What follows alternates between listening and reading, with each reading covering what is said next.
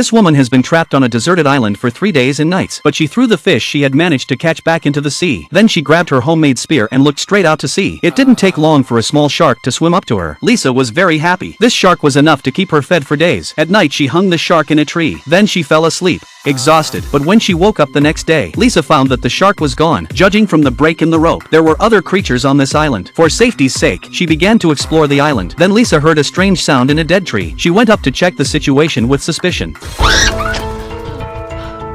Fortunately, it was not a monster. Then she began to explore the island. She was lucky enough to find another half box of matches. With a source of fire there was hope. She started to collect fish along the beach. Suddenly she saw the lost shark. Judging by the scratch marks on the shark, it must have been the act of some large animal. At that moment she remembered her dead companion, so she rushed to bury the body of her companion. By nightfall, Lisa set up a campfire and roasted a fish. While eating the fish she was alert to her surroundings, but in the end she fell asleep without realizing it. The next day Lisa woke up safely. Then she continued to explore the island. Suddenly she saw her companion's body being dug up. Now she finally got scared. Lisa rushed to find a branch to make a long hair for protection. Then she started to look around, but there was still no sign of any creature. At night she lit the campfire again. Suddenly she heard the sound of a plane roaring in the sky. She hurriedly took out her flare gun. Panicked, it took her 3 minutes to fire, but the plane had already flown a long way away. Just when she was desperate, suddenly she saw a huge figure on the sea. Lisa realized that this was no ordinary species, so she rushed into the woods and hid.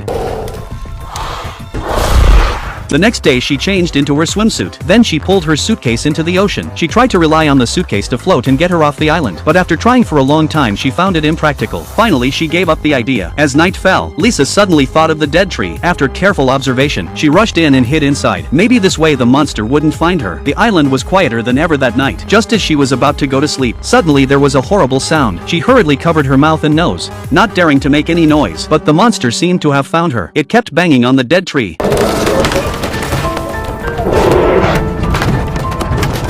By the next day the monster was gone. Lisa was still alive. It seems that the monster only appears at night. The dead tree was no longer the best place to hide. Lisa had to find a new place to live. To find out what the monster was, she hangs the bodies of her companions in the trees as bait. She hides herself and waits for the monster to appear.